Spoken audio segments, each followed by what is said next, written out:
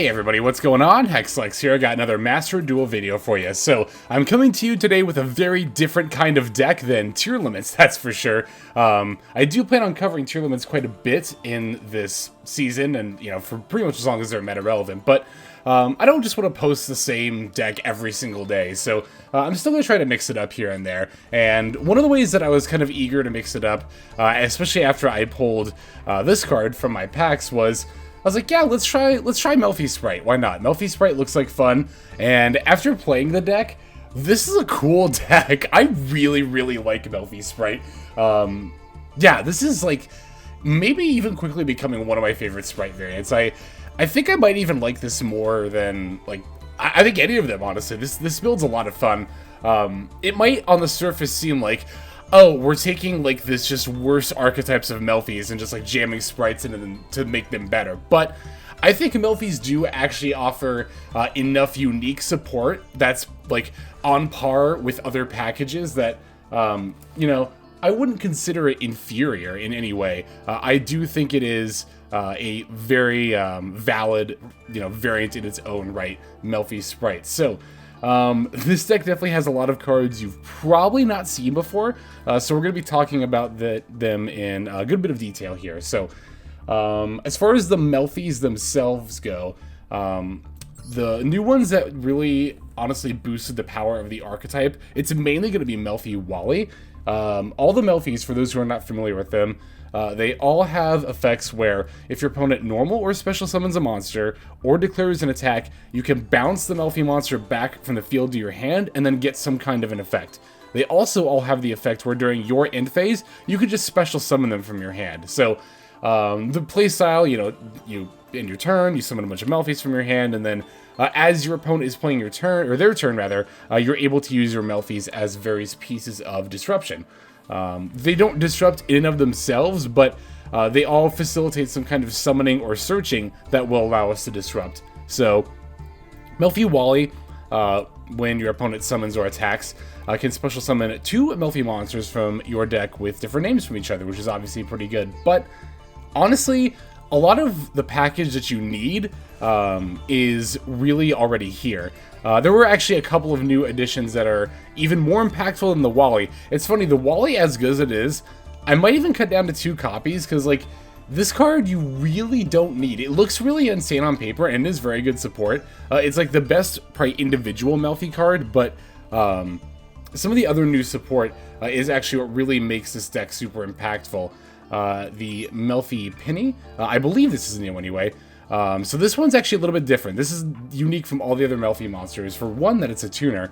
2, it's got a unique variation on the kind of bouncing or like summoning effect. So instead of having an effect that activates when your opponent summons or attacks, it has an effect that activates when a beast monster is returned to the hand, which of course is how literally all of your other Melffy monsters trigger. So what Penny does is then you special Penny from your hand, and then immediately you can synchro summon using Penny and a Melffy monster in your hand. So we're actually not going to be usually getting Penny with Wally, and indeed what ends up being honestly one of the more important Melffy monsters than Wally is actually Catty. Catty can bounce itself when your opponent summons or attacks, and then if it does, you add 1 beast monster from your deck to your hand. So basically we use Catty's effect to bounce itself and then add the Penny. Then Penny's effect allows it to special summon itself and then synchro with the Catty from our hand, so we can make a level 4 synchro monster. As you can see, we have 2 options here. The Merry Melffys is going to be our in archetype option. When it's special summoned, you get to target a face-up monster on the field, return it to the hand, so that's pretty good. You get a free bounce. You can kind of use that as disruption if you would like. And then also it can bounce itself when your opponent summons or attacks to summon a Melffy Xyz from the extra deck. This effect isn't always particularly relevant, but it can come up. You can use it to get out Joyous Melffys. We do also have Melffy of the Force, but we actually get this out as part of our kind of turn 1 play, which of course we'll see in some gameplay coming up here. But really one of the main things we go for more often than Merry Melffys actually tends to be Herald of the Arclight. So this card is probably familiar to a lot of you. It's used in many different kind of strategies due to its many unique effects, but we're not ritual summoning, and the Omni Negate is always nice, but the real reason you would want to summon Herald of the Arclight is actually the first effect in this case. Any monster sent from the hand to the graveyard is banished instead. Huh. Now, isn't there a particularly graveyard-based deck that's running kind of rampant right now? Yeah, so this obviously ends up being pretty good against tier limits, being able to summon the Herald of the Arclight during your opponent's turn. This engine also is playing a couple of other things in the extra deck. The Mannequin Cat. I've actually not played a Spright deck that uses Mannequin Cat just yet. Basically what this does, for those who aren't familiar, is the first effect is like sometimes relevant, but usually not. Once per turn, you can detach material, target opponent's monster in their graveyard, and special summon it to their field. But mainly we're going to use it for the first effect, where if your opponent special summons a monster, or a monster is special summoned to your opponent's field by Mannequin Cat or not, you can target a face-up monster your opponent controls, and then special summon a monster of the same type or attribute. So when our tier limit opponents summon a dark monster, we're going to use this Mannequin Cat to then summon the End of Anubis. So this deck actually can't make rank 4s. It's one of the few kind of in this meta that really can't at all, no matter what. Unless you got really adventurous with your Melffy Synchro plays. But what we can do is we can overlay into Mannequin Cat and summon the End of Anubis from our deck, which this is a old school card from Pharaonic Guardian. I remember getting this card as like I didn't actually pull the pack version, but I think I got it as a promo. It might have been a promo in something, but this is basically Necro Valley plus Dweller in one body. Basically, yeah, the effects of cards in the graveyard can't activate, and the cards that target a card in the graveyard can't activate. Now, of course, that's not the complete Necro Valley lockdown, but it's Dweller plus, basically. Now, it does have the downside of, unlike Dweller, this actually does have to remain in play for the effect to activate. So I've had some tier limit opponents who have been on Triple Tactics talent steal this from me, link it off, and then continue their play. So that's a little bit of a bummer, but this is a very, very solid option to shut down the tier meta. We are also playing Dimension Shifter to kind of combat the tier meta as well, because although we do have some graveyard interactions, this deck can definitely get away with playing while under Shifter. So we've opted for a couple of copies here. As far as the rest of our Melffys and our like random level 2 beasts that go with them, as far as those go, let's see, we've already talked about Catty, and then Wally and Penny. So there's Pony. Pony just adds a level 2 Allure Beast from grave to hand. This is pretty niche, but in grind games this can come up. Then we have Melffy Puppy. This special summons a level 2 Allure Beast from your deck, except Melffy Puppy. This is honestly usually an extender to go into Catty. Like sometimes you open Puppy and then you don't get a route to go into your, what is it called? Your Melffy of the Forest search Catty. So sometimes we need to use Puppy in response to an opponent's summon to special Catty from deck, and then on the opponent's next summon, we can use Catty to bounce itself, search Penny, and then sink into one of our level 4 Synchro monsters. And then for non-Melffy level 2 beasts, we have a few kind of spicy options here. I've opted for a couple of copies of Kalantosa, Mystical Beast of the Forest.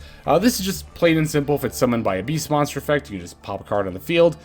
This seems like it could be useful in some situations for summoning off of the Puppy. We can't summon it off of Wally, because Wally can only summon Melffy monsters, but Wally can summon Puppy and something else, and then Puppy can get out the Kalantosa if need be. Although, to be fair, this is kind of a niche use. I might cut down to one copy of this card, although there have been situations where I ended up getting one copy milled, or both copies milled and needed one still, so like, kind of on the fence if I want two or one of this card. Other cool and cute level 2 monsters we have. Hop Ear Squadron. This card's, I don't know, I didn't know this card existed. It's kind of nuts. I kind of want to try it in more decks. So this is a level 2 tuner monster that can special itself at any point during your opponent's main phase. It doesn't have to be in response to anything in particular. You target a face-up monster on your field, you special this, and then you just synchro summon right away. So this is another way combined with any level 2 monster to get into either Herald or Merry Melffys. But yeah, again, I had no idea this card existed, and it's really cool. I could definitely see myself trying to find a use for this in other decks too. And there was one more. Oh yeah, Silvervine Serni. So this is kind of, I like to have in Spright variants like a go-to card if I have already gotten my Spright engine online. So like, let's say I open, oh, and we're playing Nimble Beavers, because of course level 2 beasts that are also supporting the Spright engine as well. Yeah, so like if I have a hand where I open like Nimble Beaver and Spright Blue, because normally Gigantic would just summon Spright Blue, Instead, you can summon the Silvervine Serni, and this contributes self, target a level 2 monster in your graveyard, special it, and then special a level 2 monster of a different attribute from your hand. We have a lot of different attributes for our level 2 monsters. We have the beavers are water, our Melffys are all earth, we have blue and jet are dark, and then the red and carrot are fire. So we definitely have a good variety of level 2 monsters as far as their attributes go. So yeah, this can honestly be used to get like 2 more bodies on board, which is really, really good. Oh, and then we're playing Rescue Cat because, I don't know, I actually am kind of thinking of taking these Rescue Cats out and playing like 3 Infinite Impermanents. I really like Impermanence meta right now, and the Rescue Cats are like, this is the case of like Tri-Brigade as well, and like Tri-Spright. Rescue Cat is like a card that's fine, but it's also a little extra. Like, if it resolves, yeah, it's like a 1 card, you know, it's basically like playing 3 more variations of like Nimble Beaver, right?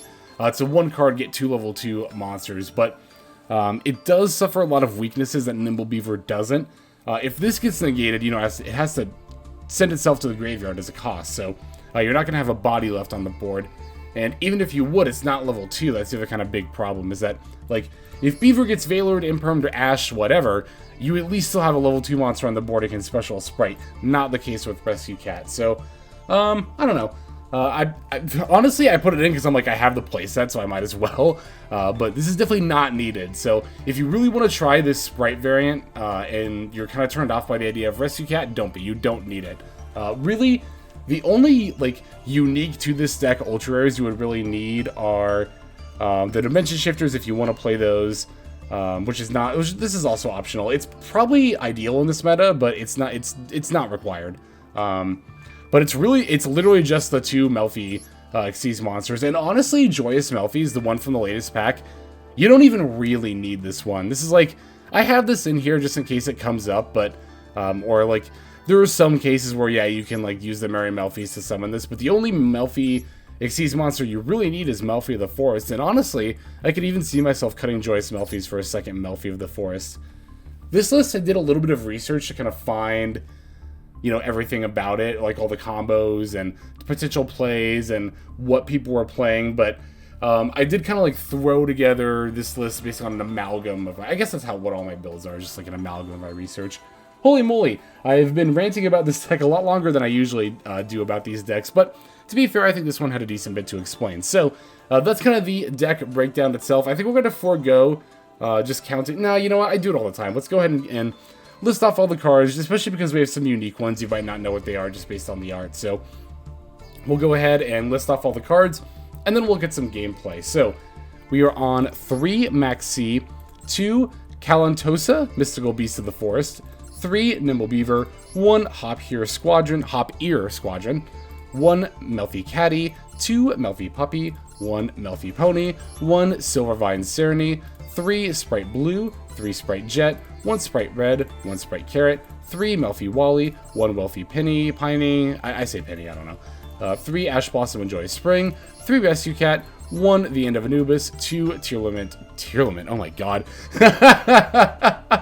That's some like subconscious response right there that I see Dimension Shifter and Tearlament is the first word that comes to mind. That's like on a Rorschach test or something, I don't know. But 2 Dimension Shifter, 2 Called by the Grave, 2 Spright Starter, and then 1 Spright Smashers. For the extra deck, we're on 1 Herald of the Arclight, 1 Merry Melffys, 1 Sky Cavalry Centurea, 1 number 29 Mannequin Cat, 1 Melffy of the Forest, 1 Joyous Melffys, 2 Gigatic Spright, 1 Downerd Magician, 1 Divine Arsenal AA-ZEUS Sky Thunder, 1 IP Masquerena, 2 Spright Elf, 1 Knightmare Unicorn, and then 1 Mekk-Knight Crusadia Avermax. So there is our list. Let's look at some gameplay. So 2 guesses as to what our first opponent is going to be on.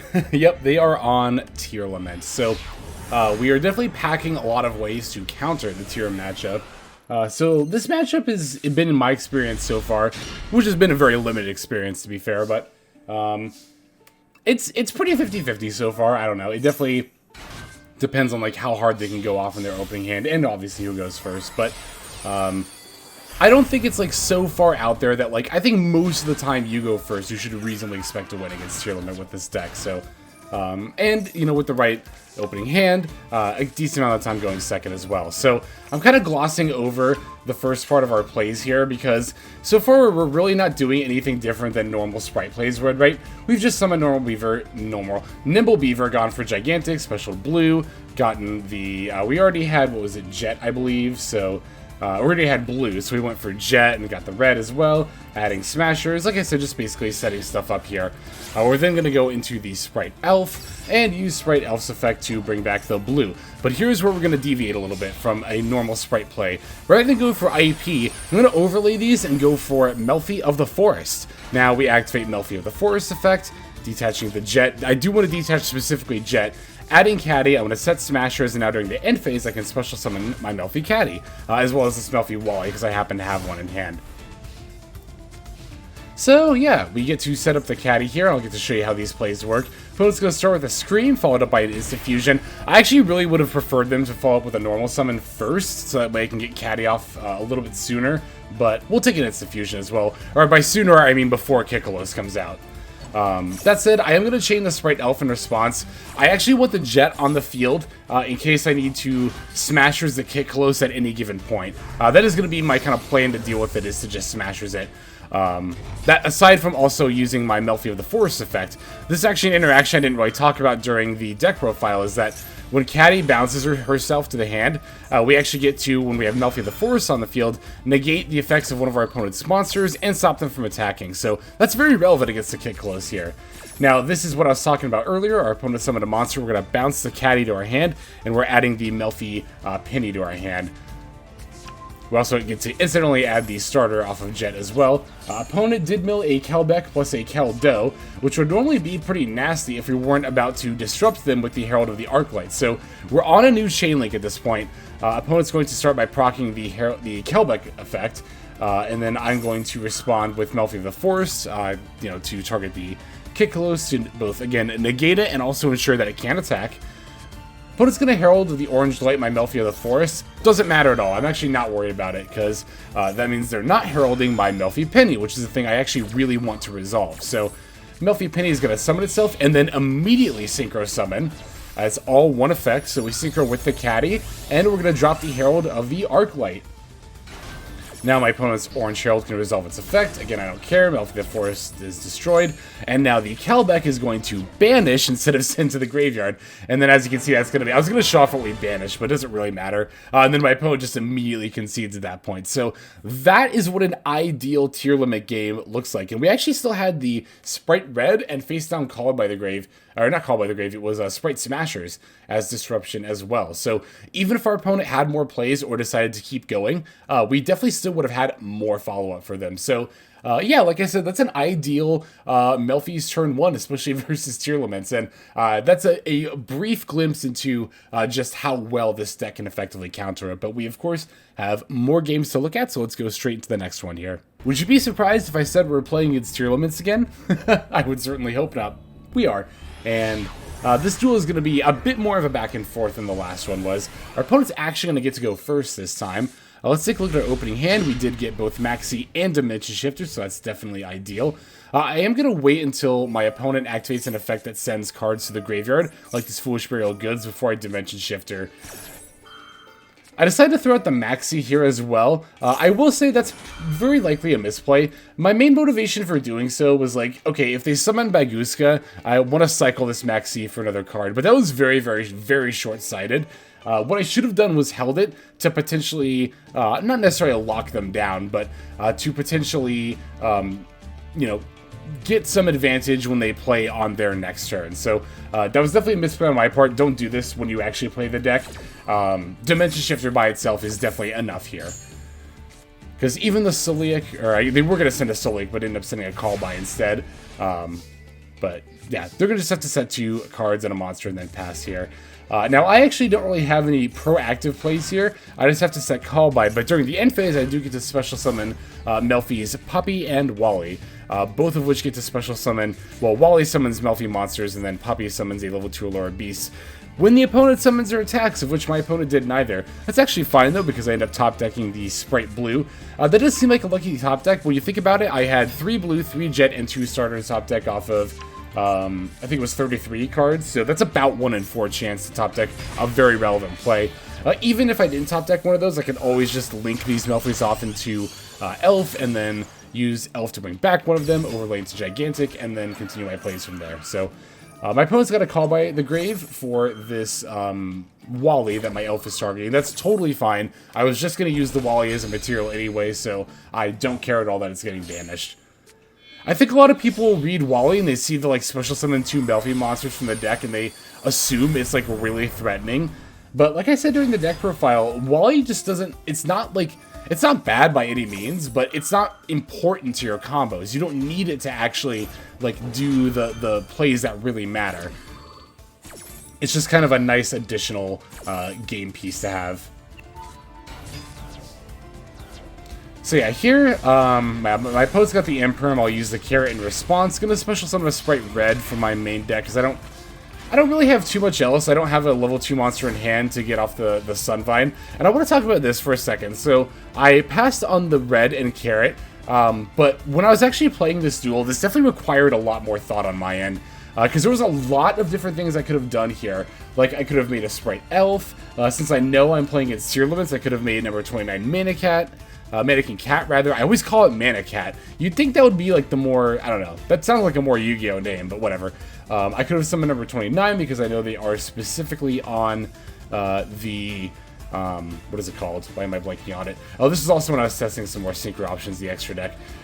Because they're on TEARLAMENTS, I could summon the End of Anubis. I also could have overlaid these for Melffy the Forest to add Catty to potentially go into Orange Herald, but I decided, you know what, I already have Call By, I already have Ash Blossom, they're in top deck mode. I think Red plus Carrot should be sufficient to stop them, and it turns out to be the case. They just ended up conceding. But I wanted to pause and talk about that because, like, ending on just Red and Carrot looks really obvious, but it was less obvious than it seemed. I actually had a ton of different options that I could have gone for there. So, yeah, there's that duel. Let's go ahead and take a look at the next one here.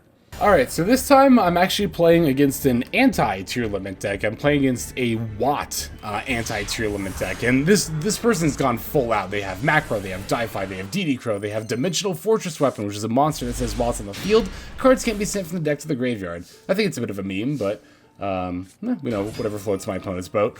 So here I get the first turn. I'm going to start by summoning my Rescue Cat. Here I'm just getting like a puppy and a pony, just 2 Melffy monsters. What a sentence, right? I'm just gonna get a puppy and a pony today. No, but I'm just gonna use those to go to my Gigantic Spright because they're kind of like the less relevant beast monsters here. Gonna use those to go into Gigantic, like I said, special blue, blue for Jet. Jet, I'm gonna add Smashers. I did think about starters here, but I have had problems with my board getting clogged a little bit sometimes, so I tend to value Smashers a little bit more highly than Starter in this particular matchup, or this particular variant of Spright.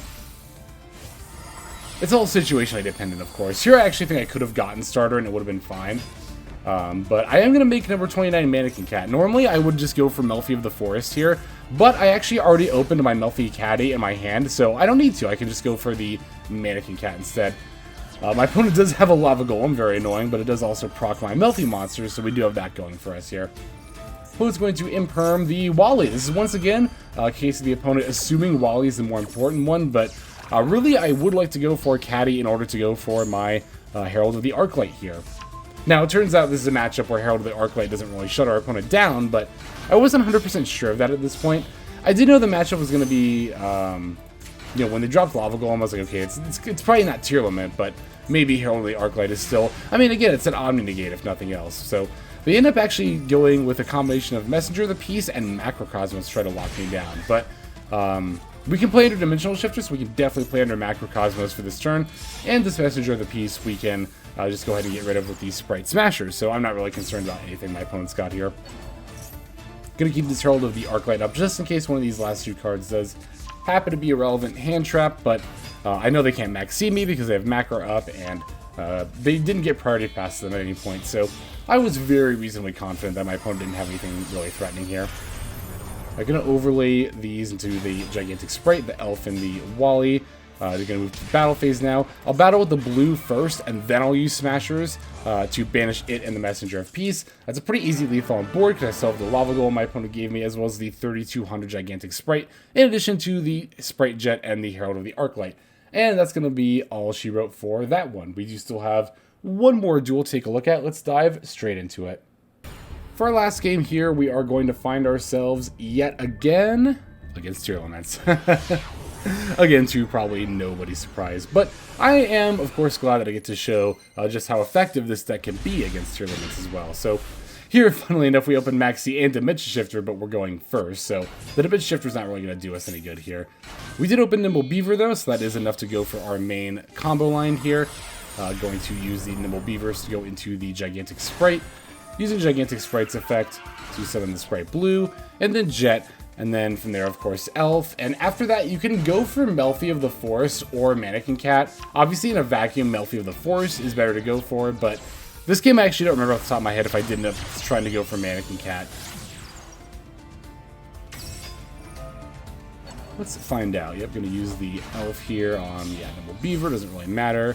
And then we're overlaying. I think I summoned... Yeah, it was the Mannequin Cat this game. Again, normally, like the last time I summoned Mannequin Cat, it was because I had Catty in hand. This time I was just kind of experimenting. I thought my opponent's on 40. It's likely enough they're going to be playing TEARLAMENTS, and they did end up playing TEARLAMENTS. But I do want to stress that in this situation, blindly, I do think Melffy of the Forest is better to summon. And if you want to play, that's true even if you want to play against specifically TEARLAMENTS, because remember, you could still summon Herald or the Arclight to play against them. Yeah, I mean, to be fair, End of Anubis, like, you can reasonably make a Mannequin Cat into End of the Anubis against more decks than just TEARLAMENTS, but yeah, in a way we got a little lucky that our opponent just happened to be playing TEARLAMENTS, and then we have a puppy in our hands, so we get to special that at the end of the turn. But it's going to start by normal summoning the Rhino Heart. I'll use Puppy's effect in response, as well as Spright Elf to get the Jet. Just getting that online early just to have something to sack for the Spright Red if need be, but the Puppy can get us our Catty in this situation. So I guess to be fair, we did have the Puppy for the Catty anyway, so maybe it was still right to go for Mannequin Cat, but also, this line does give our opponent a summon before we establish the Herald or the Arclight with the Catty, or two rather, not just the one. So, it's a little more risky in that regard. Alright, opponent's going to fuse for who else but Kikkalos first. Now in response to this summon, I am going to proc both the Mannequin Cat, as well as the Mannequin Catty. Funnily enough, they're both cats, I didn't even think about that. Alright, Catty is going to bounce itself and then add Penny. Mannequin Cat is going to special the End of Anubis. And then the opponent's going to add a Shiren. And then, of course, as soon as I get an opportunity to, I'm going to fire off the Melffy Pinny here. Although this time I'm actually not going to grab Herald of the Arclight, because I already have the End of Anubis on the board. I'm actually going to go instead for my Merry Melffys, and I'm going to use it to bounce back Kikkalos in this situation before it has an opportunity to... what is it called? Before it has an opportunity to be used as like a fusion material. The other thing too was that I did see my opponent add Shiren, but if my opponent activates Shiren's effect, I don't know. I was debating if I actually wanted to negate. Well, I can negate it without destroying it. That's right. I can negate it with Spright Red by sending Jet and not actually have to destroy it. So I did actually have that option. Yeah, I forgot about that. So my opponent decided to take the Merry Melffys. I think they thought they were going to get the bounce effect, but nope, that's not how it works. I am the one who gets the bounce, so I'm going to put back the Kikkalos. I will actually be 100% honest. I didn't know that was going to be the case when my opponent took control of it.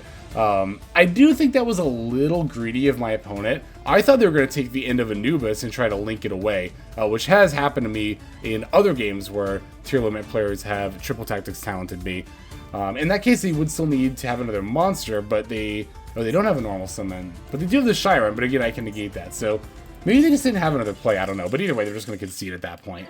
As soon as I bounce their Kikkalos with the Merry Melffys, because now they don't have a board. And of course, because of my End of Anubis, they don't get to proc any of their graveyard effects. So, alright, there are our duels. There's our deck profile. I hope you enjoyed this deck, because I definitely did. And if you enjoyed this deck, good news. I actually do want to come back to it at some point during the season. I had a lot of fun playing it, and I don't know, I was pretty impressed with it as an anti-TEARLAMENT deck in general. Like, it's an anti-tier deck that's not dedicated to just play against it. It has plays in its own right, but it also, just due to the nature of the plays and the tech you can include, does end up playing very well against TEARLAMENTs a lot of the time. So, like I said, that's going to be it. Let's go ahead and move now to our outro. Alright everybody, thank you so much for watching all the way to the very end of the video like this. That means a whole lot to me. Not just personally, but it's also a great way of supporting the channel as well. If you're interested in supporting the channel in other means, you can of course feel free to comment and or subscribe right here on YouTube. I'm always looking to the comments section. You guys leave some pretty awesome feedback as far as like constructive criticism goes when it comes to deck building, gameplay, channel content, all that stuff. So feel free to leave your opinion down there. I will be sure to take a look at that there. And then subscribing is going to be the best way to get notifications of when these videos drop. That does happen every day, by the way, so if you're looking for daily Master Duel content, you've come to the right place. And there are more places where you can get some daily Master Duel content. If you check out the description below, follow the top link over to my Patreon page. There for just $5 a month, which is as much as you pay for a booster pack. You'll find a lot more value than a pack full of filler over there. We've got some previews for content upcoming here on the channel. We've got some exclusive games that are only posted over on Patreon over there. We've got some Q&As, and then you can also have your name featured in this lovely credit sequence where I thank all of the people who are helping contribute over there on Patreon. It's a huge support to the channel, and it really means a lot as well. So thank you everyone who is donating that is featured here on screen. And again, you know, it's not just a pure donation, you do get some more daily Master Duel content over there just for being a part of the Patreon. But I think that's about all the time that I have for today's video. Once again, I just want to thank you so very much for sticking all the way to the end of the video. Again, it just means a lot as I do put a decent amount of work into getting these videos out every single day. But that's about all the time that I've got for now. So without further ado, this is XLex. I'm signing out, and I hope you have a fantastic day.